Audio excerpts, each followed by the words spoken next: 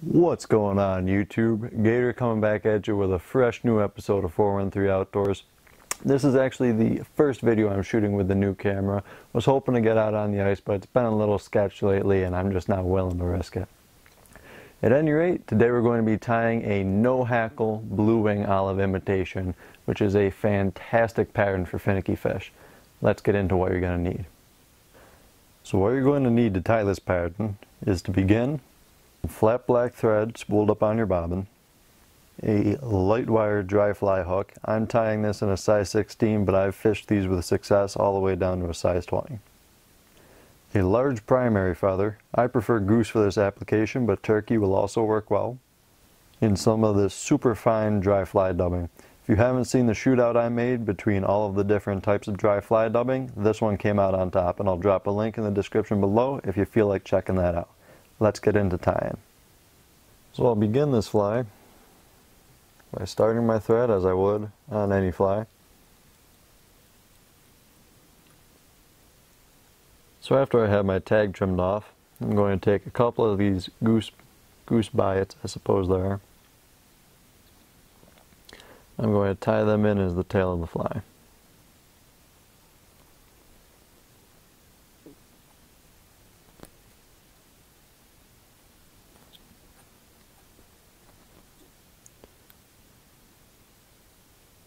Just like so.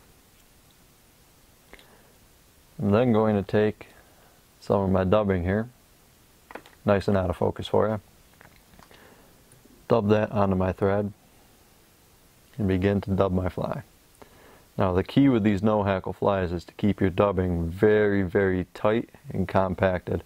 If it's all loose and springy, it'll absorb water, and since these flies don't have any hackle to keep them up out of the water, they'll sink like a stone. That was an awesome little voice crack for you, hey? Alright, there's my body, dubbed up about correctly. With a mayfly imitation, you want to have what's known as the cigar profile. It gets narrower at the back, widens out in the front. That's the way mayflies are naturally shaped, so that's what we're going to do. So my next step here is to cut off a healthy piece of this goose feather. I want to get about 10 bites all connected together in one as such. And what I'll do from there is I will tie them in a figure 8 pattern across the top of the fly.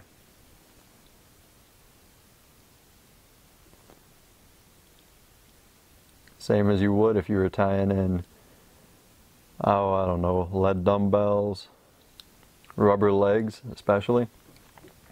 You'll end up with something similar. Ooh, come on, focus. There we go. Something similar to this. If my camera will focus. There we go. Finally got it to focus on what I want to show you. So you'll end up with this very beautiful spent mayfly looking wing. Where we go from there is we go back to our dubbing, and you just need a little bit now, you don't want too much. A little dab will do you, right? And then I'm going to come in, I'm just going to clean up these threads here. Still making sure that my dubbing is nice and taut.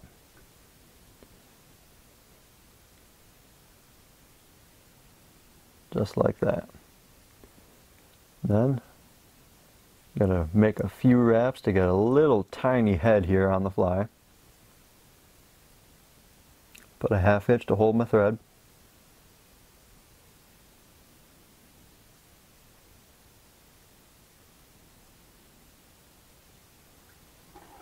And I actually snagged one of my bites in my half hitch. I'll pluck that out. Alright, got that plucked out.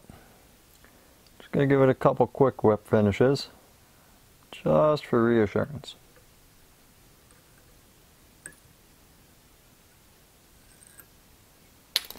Oop, and I broke my thread, so it looks like that's all that she's getting. Trim off my tag.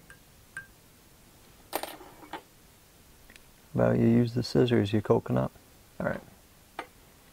What you'll end up with is something very similar to this here. And what we'll do, we'll come in and cut these right about there. It's a little tough to do from this angle, but I want to do it so you can see it. There we go.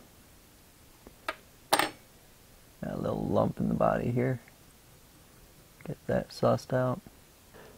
And there you have it, folks. A super simple little pattern to tie that is absolutely incredible when it comes to these finicky cold water fish. In the winter time, they're usually real tough to get a bite, usually super picky about what they're eating.